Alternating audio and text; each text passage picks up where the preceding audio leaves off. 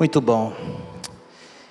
Jesus, ele era um homem que falava do coração do Pai para as pessoas. O seu grande ministério foi revelar o coração do seu papai.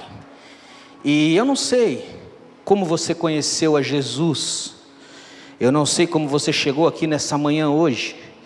Eu não sei de onde você saiu, de que caverna. Eu sei de qual eu saí.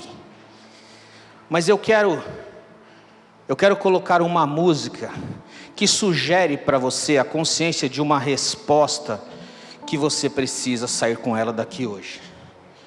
Não é possível nós, como cristãos, não revelarmos o Pai. E para que nós venhamos a revelar o Pai, nós precisamos estar conscientes, mais do que o ar que nós respiramos, deste amor de Deus por nós. Eu queria convidar você a fechar os seus olhos e responder para o seu coração esta pergunta: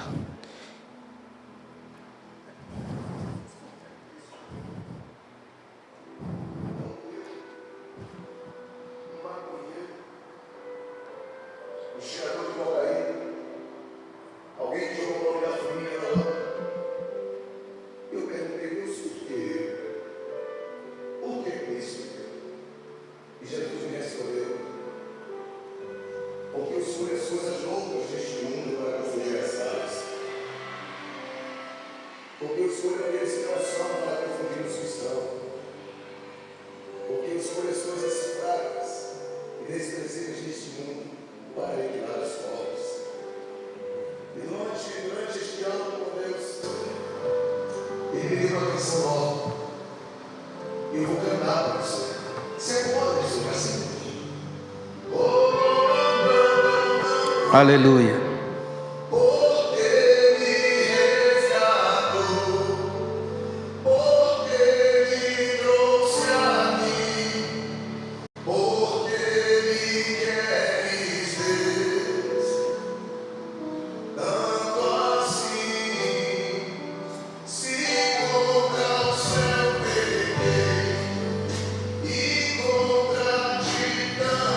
Eu me lembro, Pai.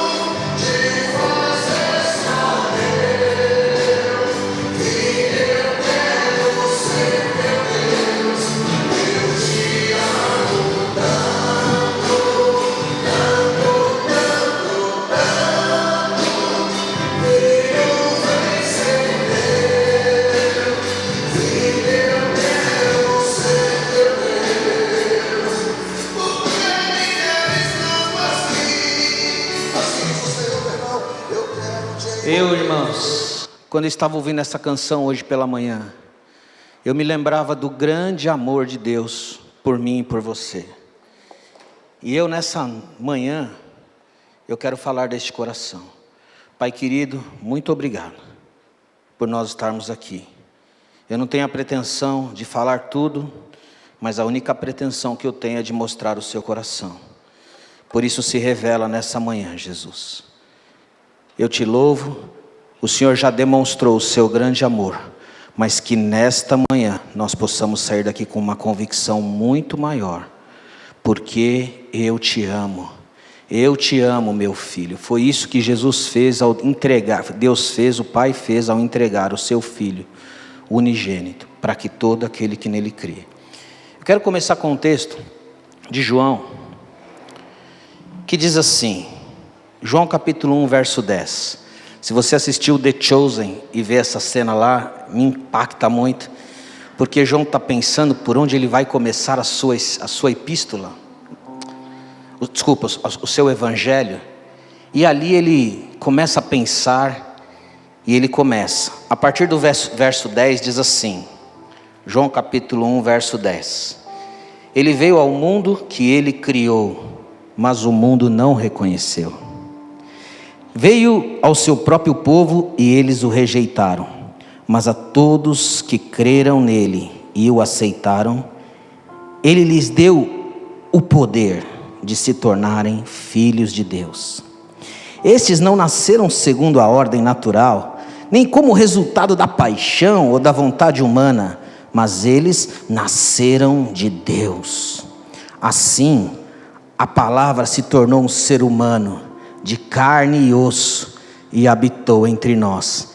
E ele era cheio de graça e verdade, e vimos a glória do unigênito do Pai. Jesus, ele mostrou a glória do unigênito do Pai. Ele mostrou o que estava escondido. Se não houvesse a manifestação do Filho, nós poderíamos continuar conhecendo Deus como Deus, mas jamais como Pai. Foi Jesus que nos deu este presente. Você pode dizer obrigado, Jesus? Os filhos de Deus, irmãos, estes que compartilham da glória de Deus. Sabia que você foi chamado a compartilhar da glória de Deus? Tem um povo tonto que fala que as pessoas roubam a glória de Deus. Que Deus mais fraquinho esse, que deixa a sua glória ser roubada? Esse Deus é tão bom que Ele compartilha a sua glória conosco. Ele diz assim em João capítulo 17, 22: eu lhes tenho dado, eu lhes tenho transmitido a minha glória, para que eles sejam um como tu és um. E este reino, ele é composto de filhos, é um reino composto de filhos, que conhecem a sua origem, conhecem seu pai, e desfrutam de uma identidade. E essa glória é caracterizada pelo propósito de que, o apóstolo Paulo diz o seguinte: este processo que começou neste recebimento da graça salvadora que operou na minha vida, agora me leva, todos nós, em 2 Coríntios 3, 28, todos nós com a face descoberta, todos nós agora, sem máscara, continua com a sua máscara, irmãos, com a face descoberta, contemplamos a glória do Senhor, e segundo a sua imagem, estamos sendo transformados com glória cada vez maior, a qual vem do Senhor, que é Espírito. Qualquer esperança neste mundo poderosa está atrelado à experiência de Cristo em mim, porque Cristo em mim é a esperança da glória, e não uma glória vindoura, mas uma glória que já começa sendo vivida aqui. É por isso que Romanos capítulo 8, verso 19 diz que o mundo aguarda a manifestação da glória dos filhos de Deus. Há pessoas que creem que isso é só para o futuro, mas eu quero viver isso nesses dias. Ter o seu caminho demarcado por glória. Nós precisamos da ativação do Espírito Santo. Só Ele pode fazer isso. É Ele que toca, é Ele que transforma, é Ele que vem e muda e transforma você num filho amado, num parceiro de Deus, para realizar os seus propósitos nessa terra. E o versículo que mais tem impactado o meu coração, e o pastor César trouxe ele aqui no início dessa série, que é o versículo de Gálatas 6, verso 7. Esse eu queria que você abrisse, eu queria que nós projetássemos aqui, porque este é a melhor revelação que você pode ganhar nesses dias. Isso pode mudar uma vida, isto pode mudar uma cidade, uma nação, uma família, isto pode mudar. Gálatas 6, 7, eu vou ler na versão King James, você lê na sua. Diz assim: e porque sois filhos, diga, sois filhos. O que sois? Sois filhos. Porque sois filhos. Porque sois filhos, Deus enviou o Espírito de seu Filho para habitar nos vossos corações. E este Espírito clama: Abba, Pai. Diga, Abba, Pai. Diga mais forte, Abba, Pai. Abba, Pai. Portanto, tu não é mais escravo, mas filho, e sendo filho, és igualmente pleno herdeiro por decreto de Deus. Quando este Espírito de Jesus vem habitar em mim, ele traz consigo o Espírito que clama as mesmas palavras que Jesus clamava, que era Abba, Pai. E já já eu vou te contar algo que vai estremecer seu coração. A compreensão destes versos nas Escrituras pode nos lançar num destino que por onde nós passamos, nós podemos manifestar a beleza da presença e da glória de Deus. É esta convicção que habita o meu coração. Preste atenção, eu não vou conseguir terminar isso aqui, eu acredito, mas eu vou tentar chegar o mais longe que eu puder. Você precisa concordar com o que Deus diz a seu respeito.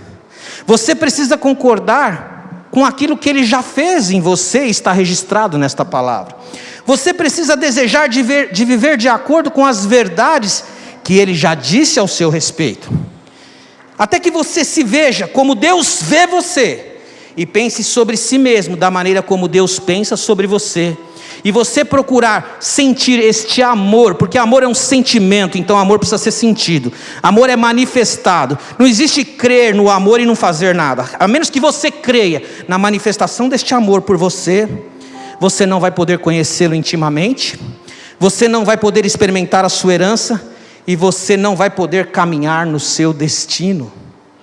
Muitas pessoas estão vivendo da terra para os céus, e poucas pessoas estão vivendo dos céus para a terra. Quer dizer, eu vou repetir, muitas pessoas estão vivendo da terra para o céu, fazendo alguma coisa para chegar lá um dia, mas os filhos eles vivem dos céus para a terra. O estilo de vida dos céus para a terra é apenas para quem decidiu habitar num lugar de convicção e de saber sobre si mesmo aquelas coisas que o Pai sabe sobre você. Você precisa descobrir. Aliás, as cartas de Paulo são sobre isso, sobre descobrir a herança da glória deste mistério. Cristo em mim, esperança da glória. Essa capacidade de pensar o que Deus pensa de mim é que me dá a chance de renovar a minha mente com as coisas que Deus tem no seu coração, a fim de que eu possa experimentar a boa, a perfeita e agradável vontade de Deus. É isso que traz a manifestação gloriosa dos filhos de Deus sobre essa terra. Só que muitos de nós temos um treco com o nosso passado. Muitos de nós temos um treco com o tempo que a gente tem pela frente, que a gente não sabe qual é. E a gente fica preso nessas duas coisas. E essa semana eu estava chegando aqui de manhã cedo para a oração, e de repente me veio a ideia de falar: puxa vida, da última vez que eu ministrei sobre o papai aqui, eu não tinha esse conhecimento, eu deveria ter tido lá atrás. Deus falou assim para mim: abra os seus ouvidos agora, não traga mais para a equação o que você deixou de viver e o que aconteceu, porque eu faço novas todas as coisas. O seu passado e o tempo que falta não está na equação que eu tenho para você e os planos que eu tenho, porque eu sou Deus, eu sou o seu Pai. Deus me proibiu de trazer estes elementos para essa equação. Não existe, presta atenção, não existe a menor chance de você trazer os céus para a terra, de viver uma vida que as pessoas falam: o que tem ali é céu, o que tem ali não é carne, o que tem ali é a presença de Deus, o que tem ali é algo sobrenatural. Se você alugar um cômodo na sua mente para o passado, se você arrumar um cantinho no seu coração e na sua mente sobre o passado, não tem jeito, não existe a menor chance da glória de Deus tocar você, se você andar debaixo da pressão do tempo que você perdeu e das coisas que você não sabe se vai fazer. Você é um candidato, se pensar assim, eu e você somos um candidato a uma vida intermitente, a uma vida cristã extremamente instável. E Deus não tem vida instável para ninguém. O apóstolo Paulo, lá em Gálatas 6, se eu não me engano, 6,18, diz assim: se eu torno a edificar aquilo que eu destruí, eu logo me constituo um transgressor. Nós não podemos, um dia a gente vem aqui, louva a Deus, fala: ô papai, e no outro dia a gente está se comportando como qualquer outra coisa, menos filho. Como qualquer outra coisa. Se você não concordar com as coisas que Deus fez com você, que Ele falou para você, o que Ele sente por você, você está se constituindo. Eu e você, nós estamos nos constituindo um transgressor. Estamos violando o que Deus preparou para nós. Nesta manhã eu quero te convidar a conhecer 3 cadeiras. E por isso que eu coloquei elas aqui.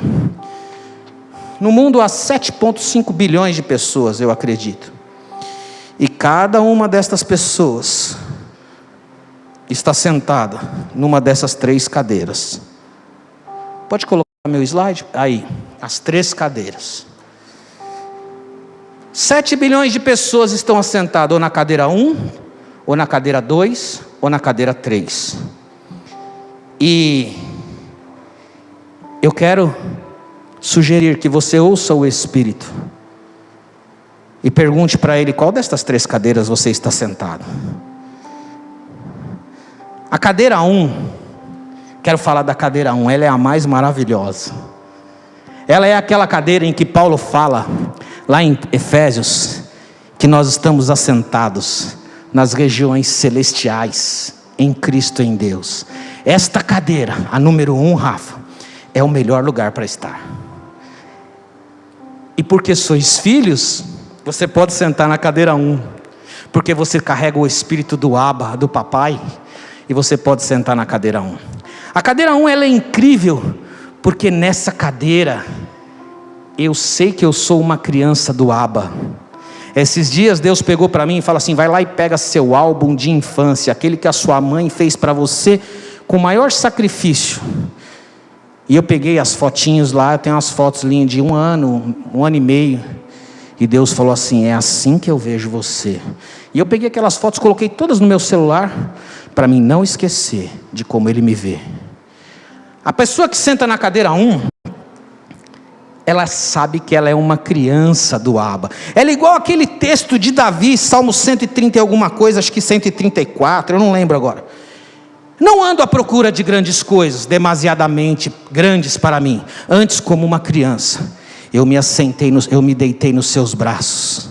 Ó Israel, espera pelo Senhor. Esta é a cadeira 1.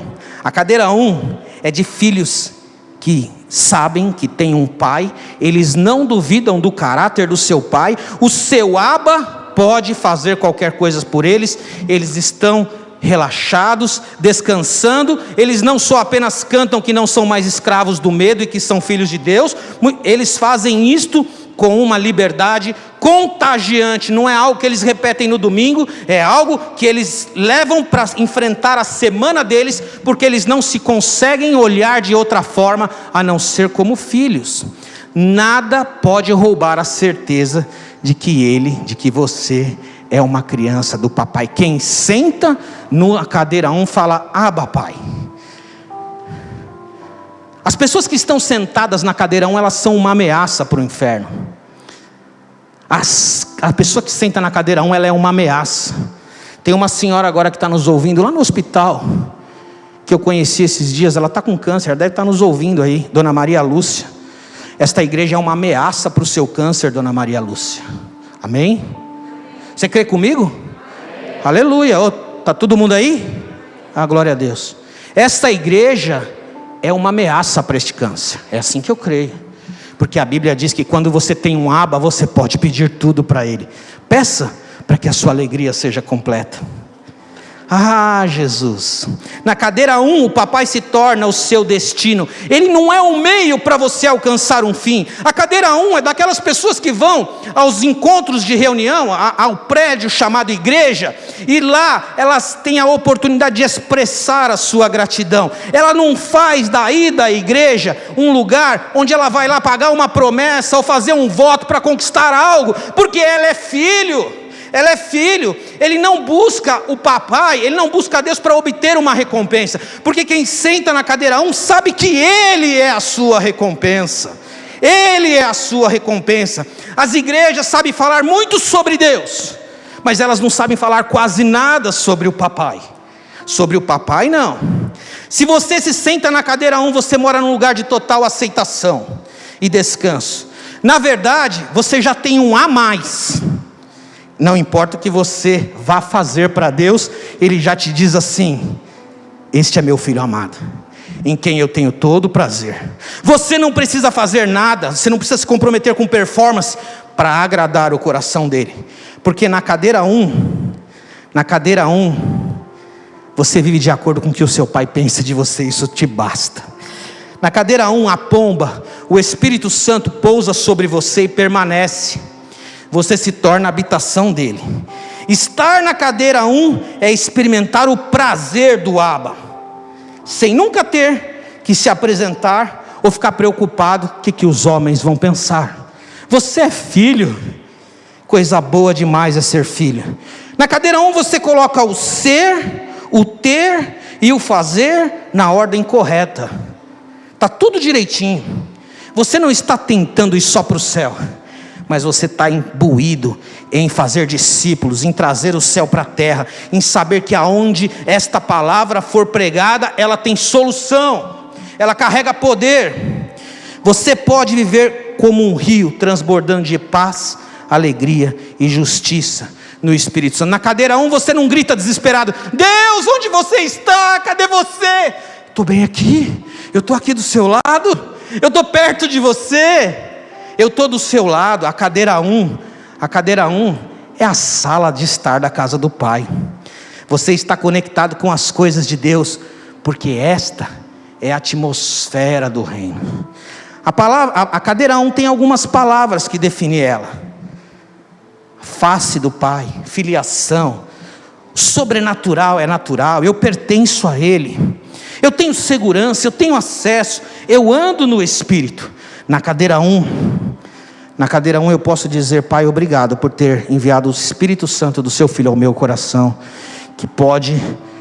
que não precisa provar nada para o Senhor, só precisa dizer: Abba, Pai. A melhor oração e a mais eficaz é a oração Abba, Pai. George Miller sabia que Deus era pai dos órfãos. Ele bastava dizer assim: Pai dos órfãos, não há pão hoje. Ele não precisava convencer Deus das suas necessidades. O pai está pertinho do filho. Deixa eu contar um negócio para você. O que você acha de um adulto, 30 e poucos anos, falar: meu papai, fica estranho, não fica? Falar meu papai parece que é melhor na boca de uma criança, do tamanho do Benício, do tamanho do Mateus. Mas eu quero dizer uma coisa para você. Um homem de 33 anos, de 32 anos, de 30 anos, ele só falava papai. Papai, meu papai me mandou fazer isso, meu papai me mandou fazer aquilo, eu só faço o que o meu papai manda, eu só digo o que o meu papai manda eu dizer. Esta era precisamente a maneira como o Salvador se relacionava com o seu pai.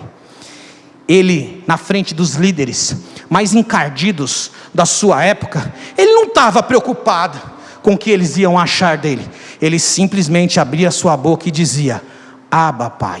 Era muito difícil eles aceitarem isso, porque isso não ficava bem na boca de um marmanjão de 30 e poucos anos, mas sim na boca de uma criança. E por mais de 170 vezes no Evangelho, Jesus fala: Abba, Pai. Depois que uma criança passava de 5, 7 anos, ela falava Abinu, ela não tratava mais de Abba. E por 170 vezes nas Escrituras, Jesus fala: Abba, Pai. Abba, Abba, Pai. Você pode dizer Abba, Pai? Abba, Pai pode te curar nesta manhã. Abba, Pai pode tocar na sua vida, na sua família. Eu creio nisso. Eu sou filho dele. Eu sou filho dele. E você? Jesus veio revelar o Abba. Ninguém, a não ser o Filho, pode revelar o Pai. A cadeira 1 é um lugar de intimidade. Quem não se fizer como uma criança, disse Jesus. Abba, Pai.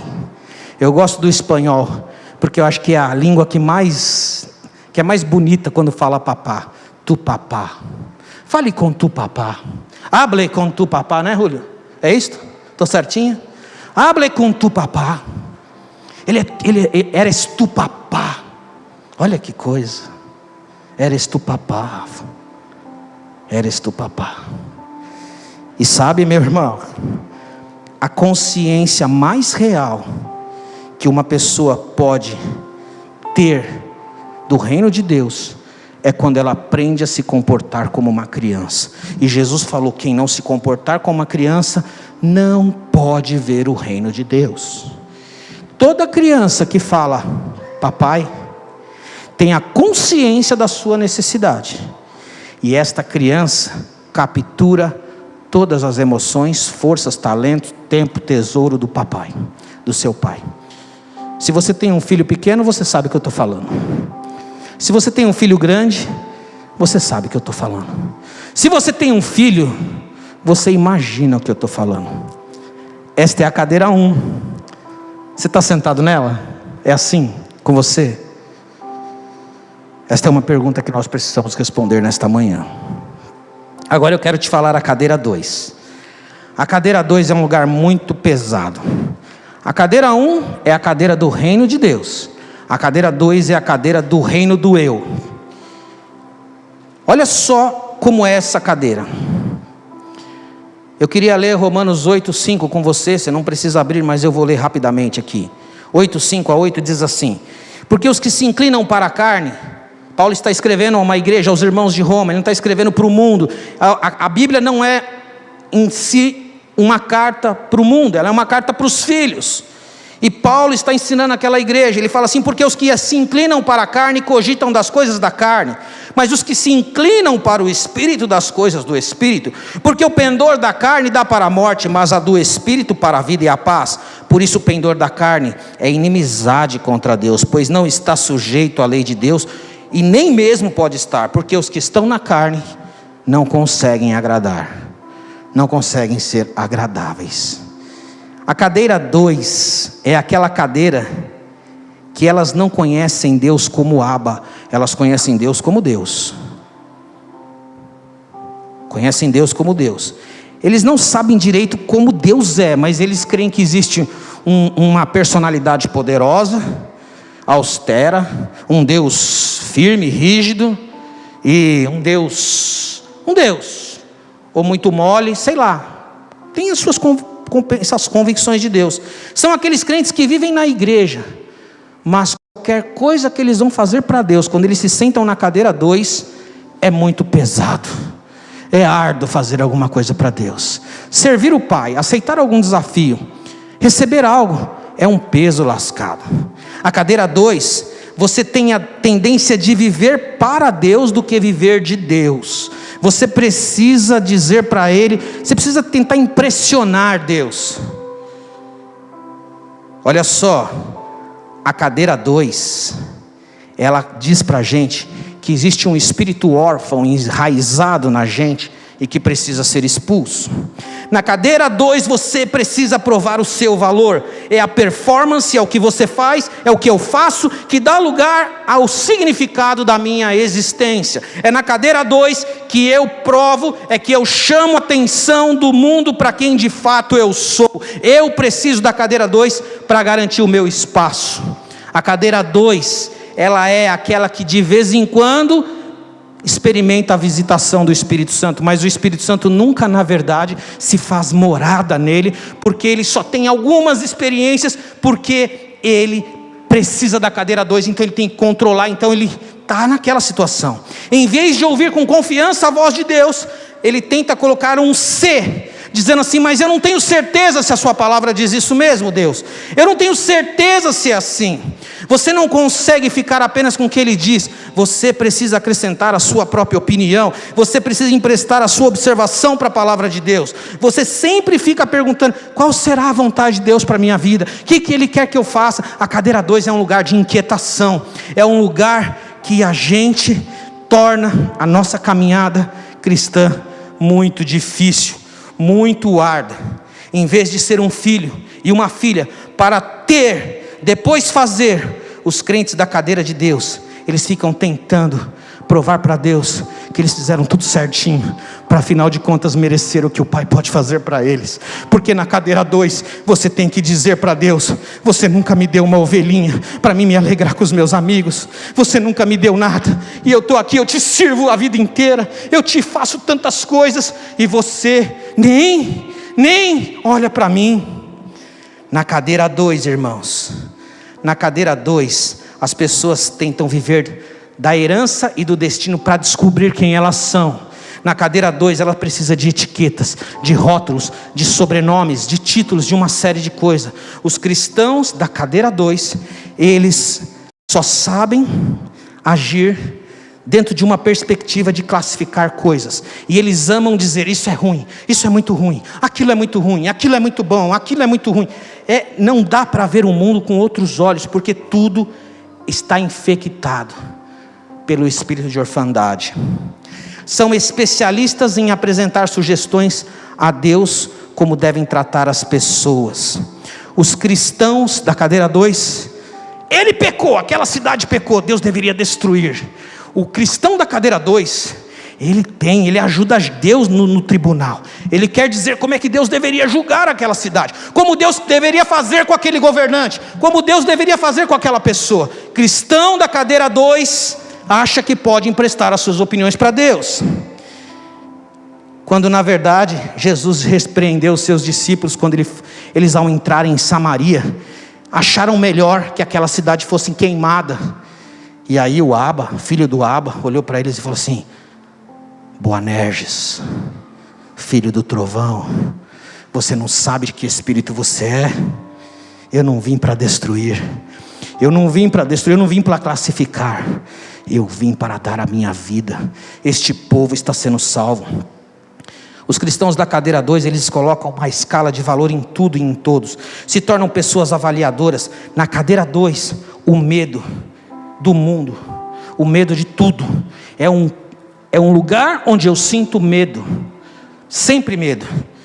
Eu não posso, se eu vou trabalhar eu tenho medo. É que igual aquele cara, né, da lei, né, se chegar perto de um leproso, ele era considerado imundo. Deixa eu dizer uma coisa para você, para mim. Eu estou convencido, sabe, irmãos, que boa parte da igreja do Senhor hoje, muitas pessoas estão nessa cadeira. E eu quero dizer que eu estou fazendo uma transição da cadeira 2 para a cadeira 1. Eu estou aprendendo a ser filho, é uma coisa nova para mim. É uma coisa nova para mim. Eu estou descobrindo essas verdades com 51 anos. Eu era o cara da cadeira 2. Queria te apresentar um cara da cadeira 2. Sou eu. Sempre tendo que falar, sempre tendo que provar, sempre tendo que ter um argumento, porque afinal de contas eu não tenho ninguém por mim, mas eu estou descobrindo que Ele é por mim. Ele é o meu pai, Ele é o meu pai, Ele é o meu papai. O cristão da cadeira 2, a igreja que vive na cadeira 2, ela está fazendo um ministério a partir dessa perspectiva. Não é motivado pelo amor, é motivado pelo medo. Eles não servem por causa do seu significado como filhos e filhas no reino. Eles servem para se tornar alguém significativo no reino. Olha só, irmãos, centenas de milhares de pessoas estão sentadas na cadeira 2. Eles não trabalham a partir de Deus, mas eles trabalham, são funcionários. Eu sempre trabalhei, eu nunca transgredi nada. E o Senhor, olha as minhas mãos calejadas de servir na fazenda do meu pai. Eu fui abençoado, eu não fui abençoado como do jeito que aquela outra pessoa foi. Os prédios hoje têm funcionado, irmãos. Deixa eu dizer uma coisa para você. Pode ser que aqui tenha bastante filhos. Eu não sei, é Ele que sabe, é você e Ele que sabe. Eu sei de mim, que eu era um órfão de carteirinha. Mas eu sei também de uma coisa, que muitos prédios não são igrejas. Eles carregam o nome de uma denominação, mas são verdadeiros orfanatos espirituais. São verdadeiros orfanatos.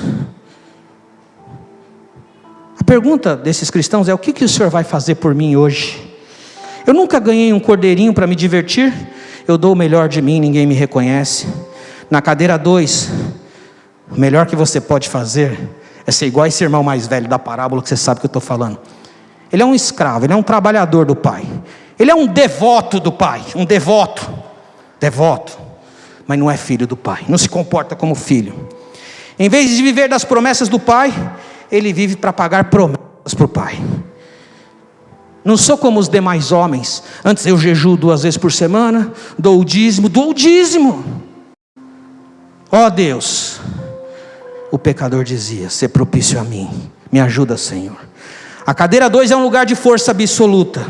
A cadeira 2 é um lugar de batalha, de luta, de cansaço. É um lugar de pressão, é um lugar de opressão e é um lugar de depressão. A cadeira 2 é o pior lugar, é um dos piores lugares para você, depois de ter conhecido as verdades da palavra de Deus, de saber que Deus revelou Jesus e Ele manifestou a glória do unigênito do Pai, você querer ficar aqui fazendo braço de ferro com o Pai. Deus quer te abençoar tanto. Na palavra 2, as palavras que descrevem as melhores palavras que descrevem a cadeira 2 é: vivendo para Deus e não de Deus. Orfandade. Deus abençoa o que eu estou fazendo, Deus. Você já é abençoado. E Ele me abençoou com toda sorte de bênçãos espirituais nas regiões celestiais, em Cristo Jesus. É um lugar de esforço, insegurança, medo, falta de descanso, sempre procurando uma visitação. Eu vou lá para ver se tem um profeta para falar comigo. Eu vou lá para ver se eu recebo uma palavra. Eu amo o ministério profético, eu amo os dons do Espírito, mas quando eu tenho o Pai, eu tenho acesso direto ao trono da graça, porque Ele está lá e eu posso entrar com confiança. Oh! Todos nós, irmãos, já fomos cristãos da cadeira 2. Talvez você ainda seja. Senhor, me livre dessa cadeira. Eu não quero mais, eu não quero mais, eu não quero mais. Você precisa gritar dizendo: eu não quero mais. Os cristãos da cadeira 1 e 2, eles parecem iguais, mas eles não vivem iguais. Os cristãos da cadeira 2, eles estão ali, vivendo a vida mais triste que pode ser vivida, sabendo da herança, do amor e dos planos do Pai. Eles insistem em viver para si mesmo. Eu quero te apresentar agora a cadeira 3. A cadeira 3 eu diria para você que é um lugar perigoso para estar. A cadeira 3 não tem esperança para quem senta na cadeira 3. Em Efésios capítulo 2, 1 a 3 diz assim: e Ele vos deu vida. E Ele mostra como é a cadeira 3. Estando vós mortos nos vossos delitos e pecados, nos quais andastes outrora, segundo o curso deste mundo, segundo o príncipe da potestade do ar, do espírito que agora atua nos filhos da desobediência, entre os quais todos nós andamos outrora, segundo a inclinação da nossa carne, fazendo a vontade da carne e dos pensamentos, e éramos por natureza filhos da... Você pode repetir? Filhos da... De quem que é filho, quem senta nessa cadeira aqui? Você pode repetir? Você está com medo? Fala aí, filho da ira. Fala alto. Filho da ira. E éramos por natureza filhos da ira. Um dia eu sentei nessa cadeira, mas a Bíblia diz que Ele me transportou para o reino do Filho do seu amor. Ele me arrancou das trevas, da ira, e me transportou para este reino do Filho do seu amor. A cadeira 3, irmãos, a cadeira 3 é o lugar que as pessoas trocam alegria do Senhor é a minha força, alegria, o óleo de alegria pela felicidade, sabia? A cadeira 3 é assim. Você que está sentado na cadeira 3, tem alguém aqui sentado na cadeira 3 nessa manhã? Quero dar uma notícia triste, você está perdido. Você é aquele cara, e me perdoe dizer você, porque essa mensagem já foi para mim um tempo atrás. E eu espero que não tenha ninguém aqui na cadeira 3. Você pode ser, a pessoa que está sentada na cadeira 3, se identifica da seguinte forma: eu quero a minha herança, e eu quero pular fora disso aqui, eu quero viver como a banda toca, eu quero viver do jeito que dá na telha, eu quero a minha parte da herança, foi. E ele parte para viver dissolutamente. Este é o sistema mundial, separado de Jesus, fora do reino de Deus. Sabe quantas pessoas inclui mais ou menos nessa conta? Quantas pessoas estão sentadas na cadeira 3? 1,6 bilhões de muçulmanos, mais de 1 bilhão de hindus e quase meio bilhão de budistas, como ateus, agnósticos e todos os outros não cristãos. Eles estão sentados nessa cadeira 3.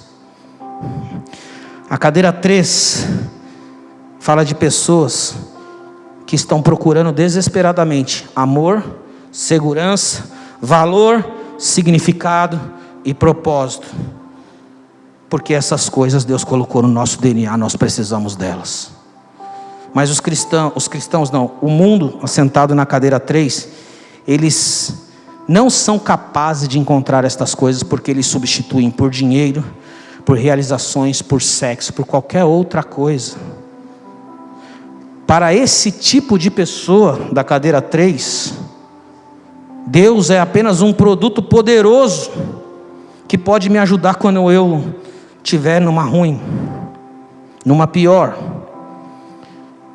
Deus serve para avalizar a minha teimosia, em nome de uma felicidade. Você não quer, a pessoa da cadeira 3 não quer saber de mais nada. Olha, meu casamento que se exploda, a minha vida que se dane, eu quero é ser feliz. Eu não estou comprometido com alegria, mas eu quero é ser feliz. Alegria não tem nada a ver com felicidade, sabia, irmãos? Não importa se essa felicidade vai fazer ele comer o pão que o diabo amassou, ele quer ser feliz. A menos que a pessoa caia em si, lá no chiqueiro do porco, e fala assim: eu vou voltar, porque não foi para esse protótipo, não é esse design que Deus me criou para ser, do contrário, eu estou lascado. Você chama a felicidade, mas vive cheio de tristeza, amargura, em troca de fazer a sua vontade. A pessoa da cadeira 3, ela está aqui, ela é escrava dela, aqui ela é escrava dela, aqui ela é escrava do diabo, ela é escrava do diabo. Aqui ela é filha, aqui ela é escrava dela mesma, e aqui ela é escrava do diabo. Ai, Jesus, vejo o coração de Deus chorando por um mundo órfão, e apenas uma parte da sociedade pode resolver esse problema: a igreja gloriosa do Senhor, cheia de filhos e filhas, capaz de tirar tanto esse como esse e fazê-los assentar na cadeira da paternidade, na cadeira do filho. Deixa eu contar uma coisa para você. Esta síndrome do espírito órfão se aproveita de duas coisas. Quem está sentado na cadeira 3, ele precisa esconder o medo e a vergonha, porque está com o diabo, está numa ruim, irmãos. Está com o diabo, está numa pior. E aí, com o diabo dá para passar muita vergonha, dá para ficar com muito medo. A Bíblia diz lá no Salmo 32, eu acho, olharam para eles, eu não sei se é o 32 e 34, e foram iluminados, e os seus rostos nunca sofrerão vexame. Agora, o cara que está no mundão aí, sabe o que acontece com ele? Ele precisa de uma ou outra coisa para esconder essa vergonha e esse medo. Sabe do que ele precisa? Ele precisa de duas coisas que servem como o melhor disfarce de todos os tempos. Ou ele precisa da rebelião, ou ele precisa da religião. E eu vou falar rapidinho sobre essas duas. Alguns escolhem a rebelião, e a rebelião é um disfarce poderoso para dizer que eu sou alguma coisa. É por isso que o espírito órfão, quando você vai visitar as cadeias, falar com pessoas, muitas delas jamais tiveram um pai, muitas delas jamais tiveram uma referência, muitas delas jamais tiveram alguém que ela podia falar papá.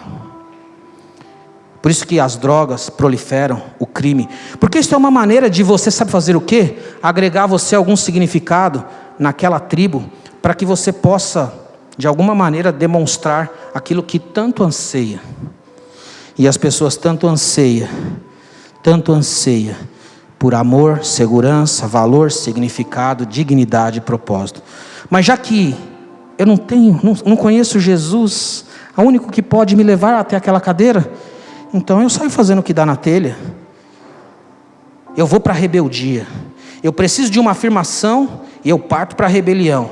Chafurda no pecado, pensando que está sobressaindo.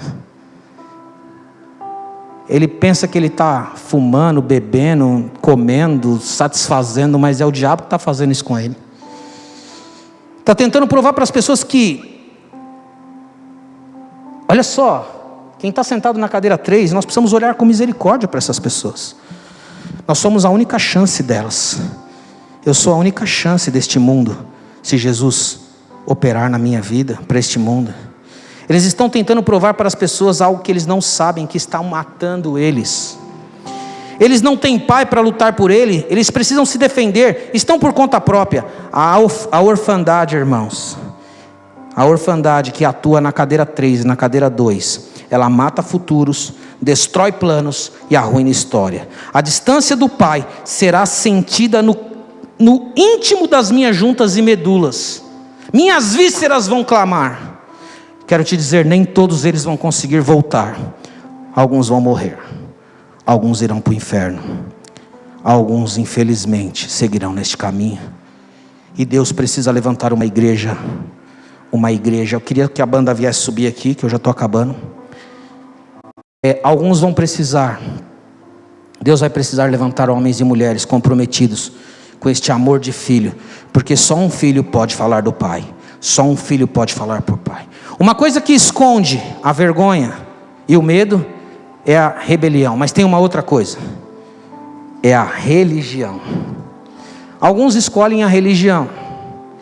Há uma outra maneira de lidar com o nosso medo e vergonha. É criar uma religião em torno de Deus. Dessa forma, esta pessoa pode controlar Deus e sentir um alívio momentâneo. Na mente do órfão espiritual, pai é alguém que é mau, ou alguém que não pode ser confiável.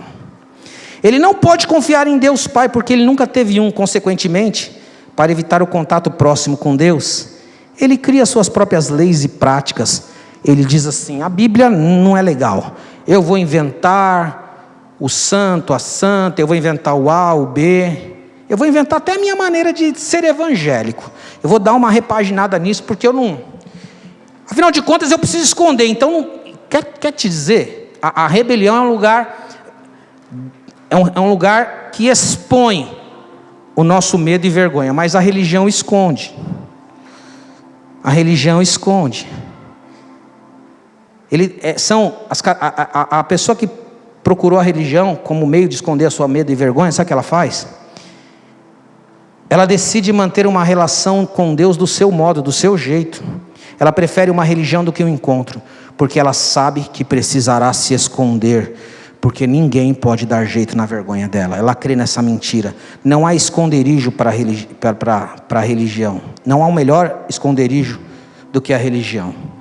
Ontem eu estava conversando com o Rafa lá no encontro, e o Rafa falou uma frase para mim que eu anotei. A religião, ela precisa negar o poder de Deus, porque é a única forma dela sustentar o seu fracasso. Então, já que eu não vou me relacionar com o papai, porque ele é poderoso, já que eu não quero sair daqui dessas duas cadeiras e vir para essa, eu vou ver uma religião miserenta, sem poder, porque ela avaliza quem eu sou. Porque o dia que eu encontrar com aquele texto que diz: mas todos quantos receberam, deu-lhes o poder de se tornarem filhos de Deus, alguma coisa vai mudar e a minha vida vai sair da escravidão. Sabe, meus irmãos, eu queria convidar você para ficar de pé. E eu queria, nessa manhã, sabe, eu queria só dizer uma coisa para você. Eu não vim aqui acusar você, falar bonito, tentar convencer você. Eu não tenho essa capacidade. Eu vim nessa manhã aqui com meu coração, com a visão mental que eu tive do coração de Deus, orando essa semana. As igrejas estão cheias de órfãos. Cheias de órfãos. Você foi feito para ser uma ameaça. Jesus foi uma ameaça para o diabo, para os anjos, para os demônios. Ele foi uma ameaça para as doenças, para o pecado, para a carne, para a morte, para o mundo. Jesus foi uma ameaça. E nós fomos chamados para sentar na cadeira de filho. E o Espírito Santo, Ele nos convence da justiça, do pecado e do juízo. E Ele convida eu e você nessa manhã para prescrutar o nosso coração. Ele já disse o quanto Ele é apaixonado por mim e por você. Só que nessa manhã, nós precisamos pedir para Ele: Senhor, eu já preguei aqui na cadeira 2, sabia? Eu servi a Deus tanto tempo na cadeira 2. A cadeira 2 é um lugar que você não dá conta de segurar a onda, porque ela é pesada. O Espírito Santo gentilmente pergunta para você nessa manhã: meu filho amado, não importa qual cadeira você está sentado, Ele te vê como filho. Os olhos dele são assim. Ele só quer saber qual cadeira você quer se sentar. Só que eu vou repetir o que eu disse lá no início. Se você não crer que Deus pensa de você, se você não concordar, se você não agir como Deus pensa de você, se você não agir conforme Deus pensa o que Ele pensa de você, se você não se comportar como um filho, não importa o que você faça. O mundo está carente de filhos. O que vai salvar as pessoas não é o grande poder de Deus, é a misericórdia, é o Espírito do seu Filho que clama: Abba, Pai. E nessa manhã, eu vejo tantos amados aqui do coração do Pai. Tantos amados. E Deus perguntando: filho, eu quero ser teu Deus, eu quero ser teu Pai. Eu te amo tanto, tanto, tanto, tanto, que eu não poupei a vida do meu filho para dar em resgate para você. Eu queria que você cantasse esse cântico e fosse falando: Abba, Pai. Abba, Pai. Talvez nesta manhã nós vamos precisar fazer algumas orações aqui, irmãos. Sabe, desde aquele dia 17 de setembro, eu descobri essas coisas recentemente. Eu estava lá no poço, no tanque de Betesda. Jesus chegou para mim e falou assim: esse tanque não tem nada para você. Esse tanque é o lugar que você precisa que alguém te jogue no poço. Você precisa de mim. E é só Jesus que leva eu e você para essa cadeira, mais ninguém. Feche os seus olhos. Vamos cantar esse cântico. Pai.